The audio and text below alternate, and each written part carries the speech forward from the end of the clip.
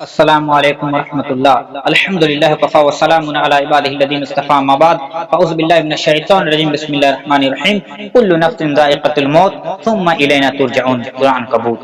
محترم ناظرین، میں آپ لوگوں کے سامنے ایک ایسے موضوع لے کر حاضر ہوا ہوں، وہ ہے کیا مرنے کے بعد دوبارہ زندہ کیا جائے گا۔ اس سے پہلے جو میرا بیان تھا وہ تھا کہ واقعی قیامت آ کر ہی رہے گی۔ اس سلسلے میں اللہ تبارک و تعالیٰ قرآن الکریم کے اندر سورہ قیامہ کے اندر آیت نمبر 1 سے لے کر 12 تک نقشہ کھینچ دیا ہے۔ اللہ تبارک و تعالیٰ کہہ رہا ہے قسم کھا کر کے لا اقسم بیوم القیامہ، کہ قسم کھاتا ہوں قیامت کے دن کی، ولا اقسم بالنفس اللوامہ، اور قسم کھاتا ہوں اس نفس کی جو ملامت کرنے والا ہو۔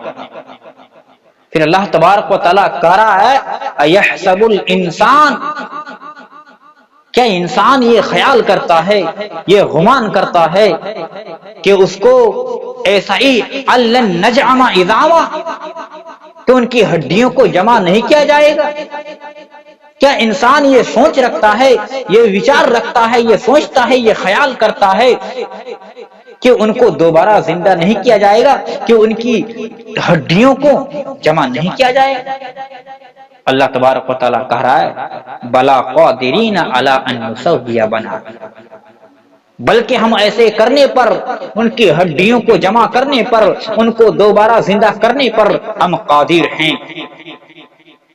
الا ان نسوی بنانا، ہم تو ان کی پور تک کو بھی درست کرنے کے لیے تیار ہیں، ہم تو ان کی پور کو بھی بنا سکتے ہیں۔ اس کے بعد اللہ تبارک و تعالیٰ کہہ رہا ہے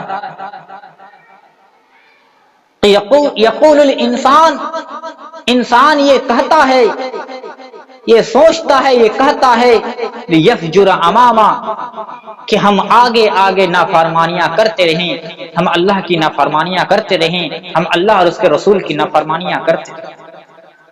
پھر اللہ تبارک و تعالیٰ چھوٹا سا قیامت کا نقشہ کھینچا ہے۔ کافر کہتے ہیں، منافقین کہتے ہیں یسأل ایان یوم القیامہ، کہ قیامت کب قائم ہوگی، قیامت آئے گی تو کب آئے گی؟ سارے پیڑھی ختم ہو گئے، سارے نسلیں ختم ہو گئے، باپ دادا ختم ہو گئے، کتنے رشتہ دار ختم ہو گئے، لیکن قیامت کب آئے گی؟ اللہ تبارک و تعالی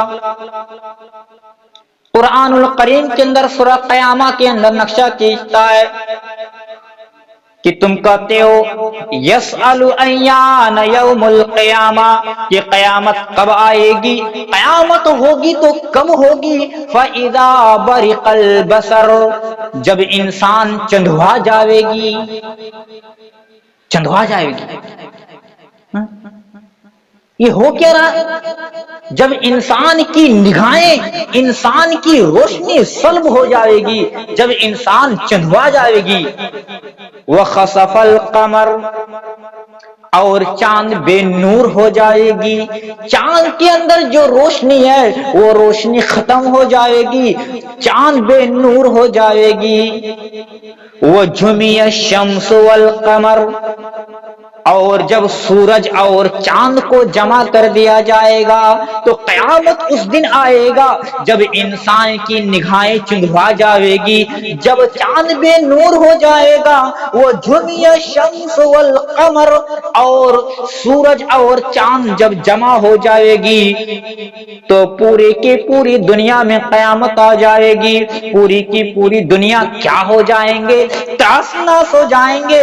وہ سمندر کے اندر اس کی روشنی گرے گی اور آگ جلے گی، آگ بھڑکے گی۔ تب انسان کیا کہیں گے؟ یقول الانسان یومئذ این المفر، انسان کہے گا کہ آج مجھے بھاگنے کی جگہ بتاؤ۔ کیا ایسا ہوتا ہے قیامت؟ اتنا بھیانک قیامت، آج مجھے بھاگنے کی جگہ بتاؤ.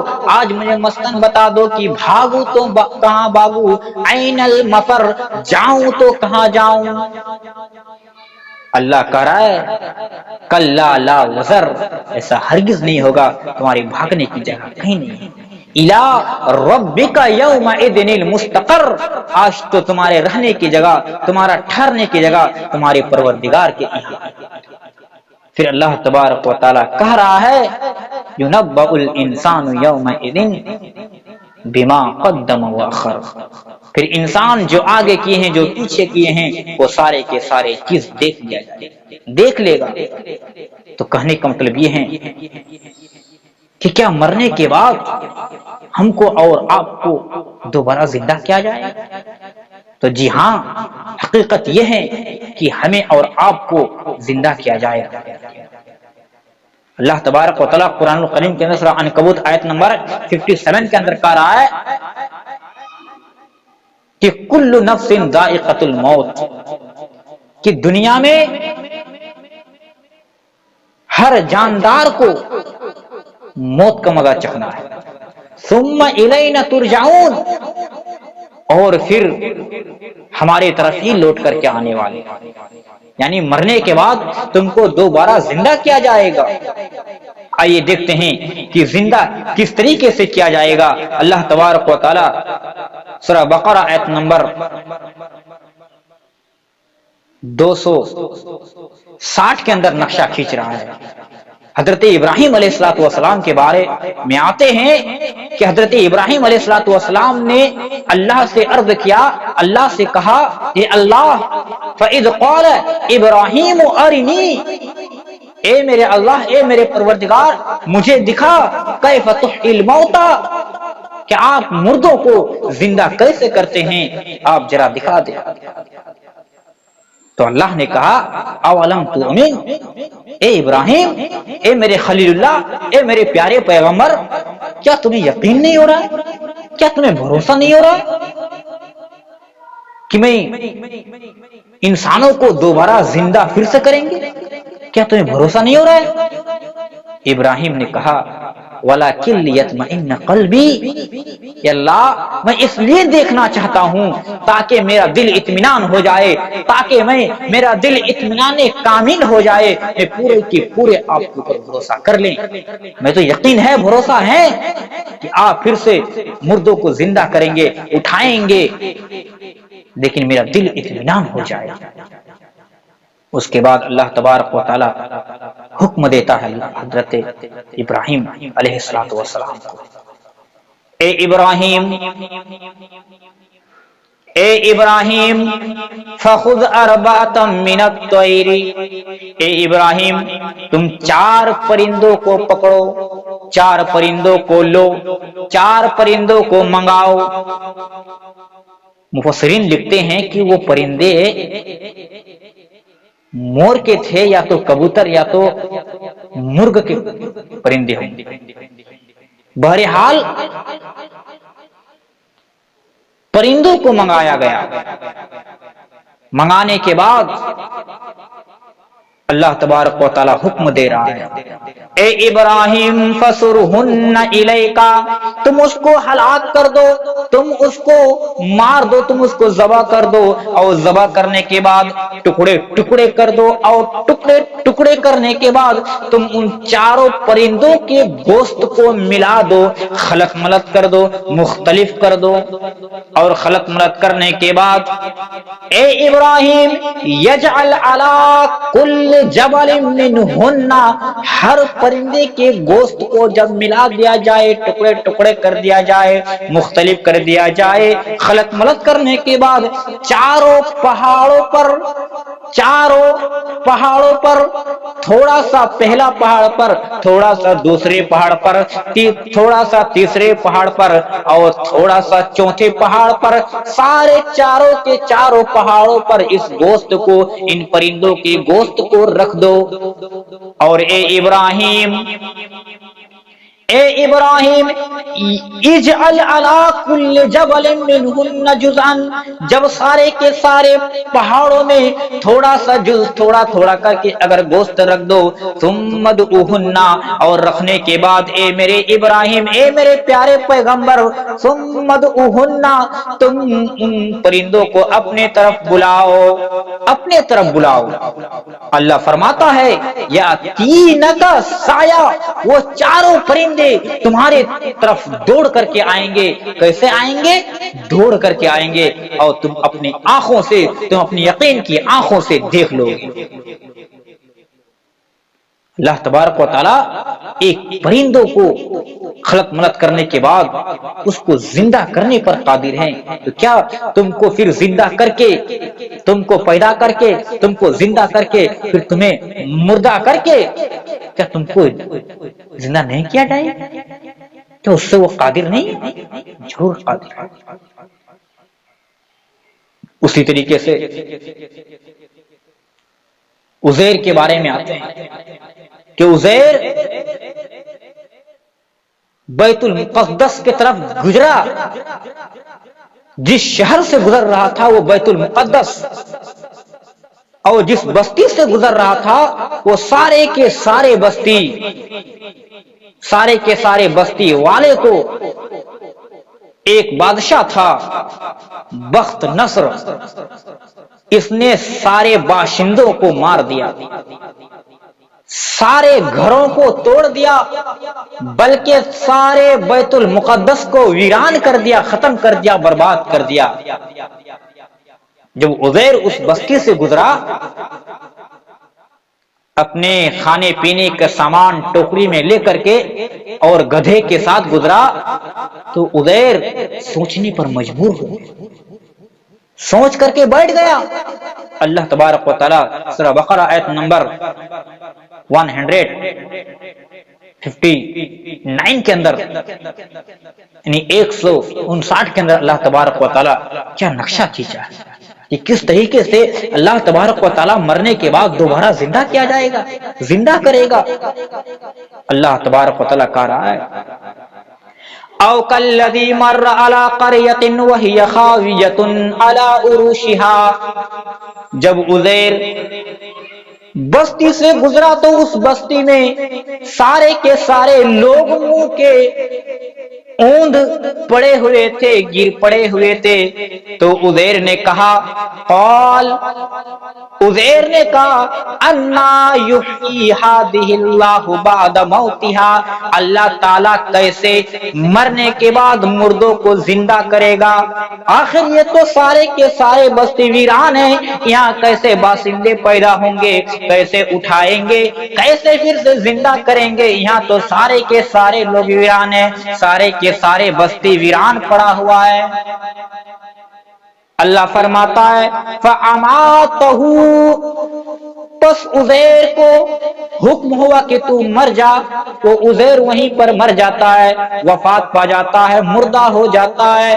کب تک؟ اللہ تبارک و تعالیٰ کہہ رہا ہے 100 عام، 100 سال تک عزیر وہیں پر پڑے رہے، اسی جگہ پر پڑے رہیں۔ اللہ رب العالمین دکھانا چاہتا ہے کہ دیکھو میں کس طریقے سے مردوں کو زندہ کرتا۔ پھر 100 سال کے بعد،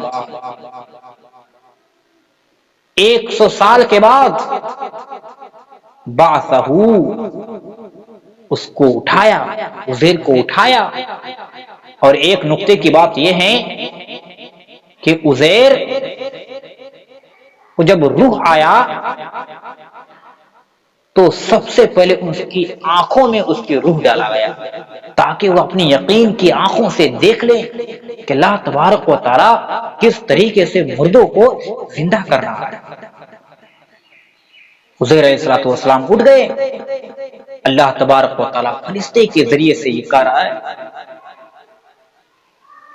کم لبثت، اے عزیر تم کتنے مدت تک اس میں پڑے رہے، تم کتنے مدت تک اس جگہ پر پڑے رہے؟ تو عزیر علیہ السلام کہتے ہیں لبثت یوما او بعد یوم، کچھ دن یا دن کا کچھ حصہ، ایک دن یا کچھ حصہ۔ کہنے کا مطلب یہ ہے کہ میری روح قبض تو صبح ہوئی تھی اور شام کو اٹھ گئی، یعنی ایک دن یا تو دن کا کچھ حصہ میں یہیں پر پڑا ہوا تھا۔ تو اللہ تبارک و تعالیٰ کہتا ہے ابراہیم اے عبیر بل لبستا، بلکہ تم یہاں پڑے رہے میت عامن 100 سال۔